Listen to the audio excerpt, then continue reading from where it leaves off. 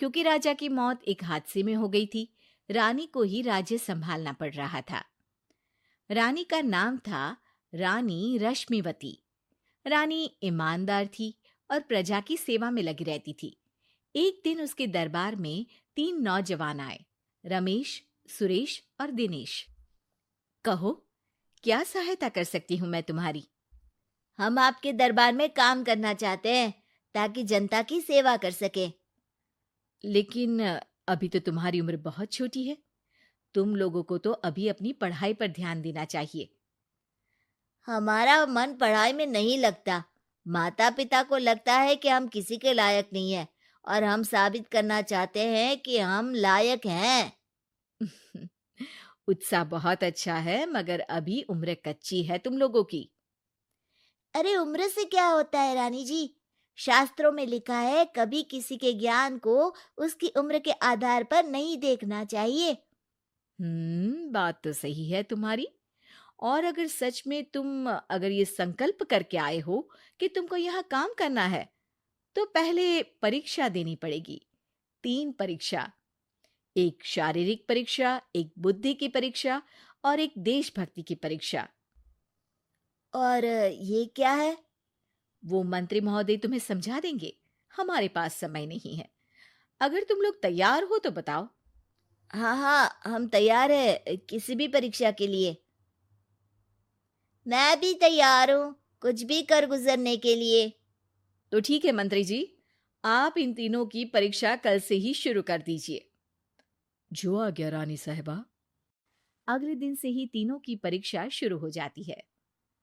पहले शारीरिक परीक्षा, यानी किस में कितना है दम, ये देखेंगे हम। क्योंकि शरीर में दम होगा तभी तो प्रजा की सेवा में दम लगा पाओगे। अ, हमें क्या करना होगा?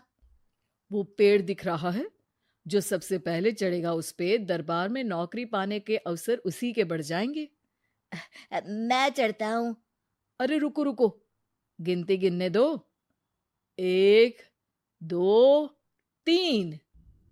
3 की गिनती के बाद रमेश और सुरेश भागकर पेड़ के पास गए, मगर दिनेश आराम से पेड़ के पास गया। जैसे ही रमेश और सुरेश आधे पेड़ तक चढ़ गए, दिनेश ने उन दोनों की टांग पकड़ के उन्हें नीचे गिरा दिया और खुद पेड़ पर चढ़ गया। दिनेश की जीत हुई। अरे लेकिन इसने बेईमानी की। बेईमानी नहीं की, बुद्धि लगाई। शरीर के दम के साथ दिमाग में भी दम होना चाहिए। क्यों मंत्री जी? हाँ हाँ, बात तो तुम्हारी सही है, लेकिन बात अगर बुद्धि की है तो बुद्धि की असली परीक्षा हम कल लेंगे। शाम को जाकर मंत्री रानी को सब बता देते हैं। यानी दिनेश उन सब में ज्यादा होशियार है। जी रानी साहबा। अगले दिन तीनों की बौद्धिक परीक्षा का समय होता है। आज हमें क्या करना है मंत्री जी? थोड़ा सब्र करो, कल जल्दबाजी में ही हारे थे तुम। सही कह रहे हैं मंत्री जी। अरे तू क्यों ज्यादा बोल रहा है? तू भी तो हारा था ना कल। ए दिनेश, ज्यादा होशियार मत बन। अरे अरे अरे, लड़ो मत। आज की परीक्षा पर ध्यान दो। आज की बौद्धिक परीक्षा में ये कुछ बोरे हैं, कुछ में नमक है और कुछ में रुई। जिसको जो ले जाना है उठा लो। देखते हैं कि कौन जल्दी से कोई भी एक बोरा नदी के उस पार लेकर जाता है। समय शुरू होता है अब। तीनों बोरों की तरफ बढ़ते हैं। सुरेश, नमक की बोरी भारी है, ले जाने में मुश्किल होगी। हाँ हाँ, सही कह रहा है।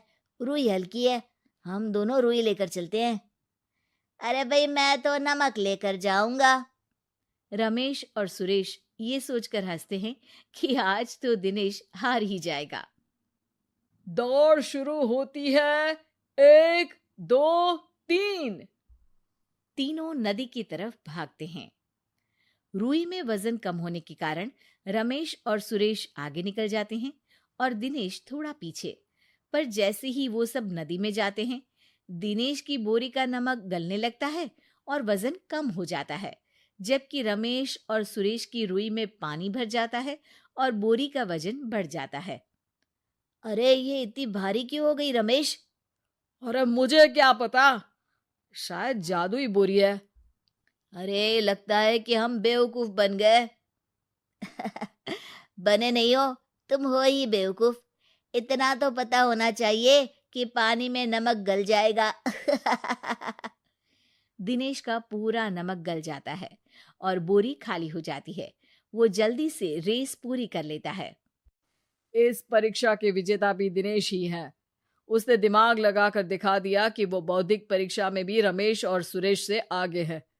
अब कल तुम्हारी देशभक्ति की परीक्षा होगी, जो स्वयं रानी माँ लेंगी। रात को फिर मंत्री रानी के पास जाकर बता देते हैं कि आज की परीक्षा में कैसे दिनेश ने अक्लमंदी दिखाई और बौद्धिक परीक्षा में भी उसी की जीत हुई। अरे वाह, दिनेश तो हमारे बहुत काम आ सकता है। हम उत्साहित हैं कल की परीक्षा के लिए। वो तो ठीक है रानी साहिबा, लेकिन हमने सुना है कि पड़ोसी राज्य का राजा आकाशदीप हमारे राज्य की सीमा में घुसपैठ कर रहा है। ये तो चिंता की बात है। हमें जल्द ही कुछ करना चाहिए। अगले दिन रमेश, सुरेश और दिनेश अपनी आखिरी देशभक्ति की परीक्षा के लिए दरबार में आते हैं। प्रणाम रानी साहिबा। नमस्कार रानी जी। प्रणाम रानी माँ। हमने तुम्हारी परीक्षा पर गौर किया। दिनेश आगे हैं। हम तुम तीनों में से किसी दो को ही दरबार में काम दे सकते हैं। किसी एक को आज जाना होगा। तो देशभक्ति की परीक्षा के लिए तैयार हो? पूरी तरह से। मैं तीनों से एक ही सवाल करूंगी। जिसका जवाब सबसे सही लगेगा उसे तो नौकरी मिल ही जाएगी। फिर दूसरे सबसे सही जवाब देने वाले को भी काम मिलेगा। आप लोगों का समय शुरू होता है अब। ज्यादा सोचने का समय नहीं होगा। जो मन में पहली बात आए उसका जवाब दे। तो सवाल ये है कि तुम इस मिट्टी के लिए क्या कर सकते हो? मैं इस मिट्टी को साफ रखूंगा। यहाँ के लोगों के भोजन की कमी को मैं पूरी करूंगा।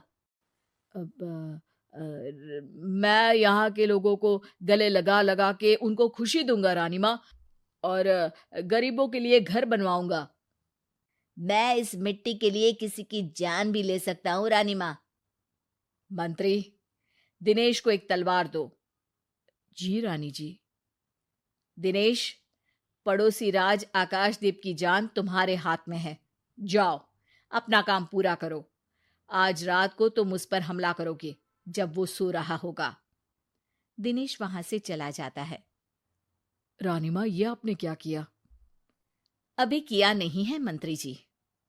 आप आकाशदीप को संदेशा भिजवाओ कि पड़ोसी देश का एक कातिल रात को उन पे हमला करेगा और दिनेश को पकड़वा दो। अरे, ये आप क्या कह रही हैं? और क्यों कर रही हैं आप ऐसा? राजा को लगेगा कि हमने उसकी मदद की, उसकी जान बचाकर। वो हमारे राज्य का पीछा छोड़ देगा और हमारा एहसानमंद हो जाएगा। और दिनेश का क्या होगा? इस राज्य को दिनेश जैसे शातिर और लड़ाकू लोगों से ज्यादा जरूरत है, ऐसे लोगों की जो लोगों को खाना खिलाने की और खुश करने की बात करे। और ये गुण सुरेश और रमेश में है। इन्हें नौकरी दे दो। दिनेश बहुत चतुराई से नौकरी हड़पना चाहता था, जिसके लिए उसने रमेश और सुरेश जैसे दोस्तों का भी नुकसान किया। पर रानी ज्यादा चतुर निकली। उसने एक तीर से दो निशाने लगाए। दिनेश जैसे खूंखार युवक को राज्य से बाहर करवा दिया और पड़ोसी राजा आकाशदीप को अपना एहसानमंद कर लिया। पूरा दरबार रानी की जय जयकार कर रहा था।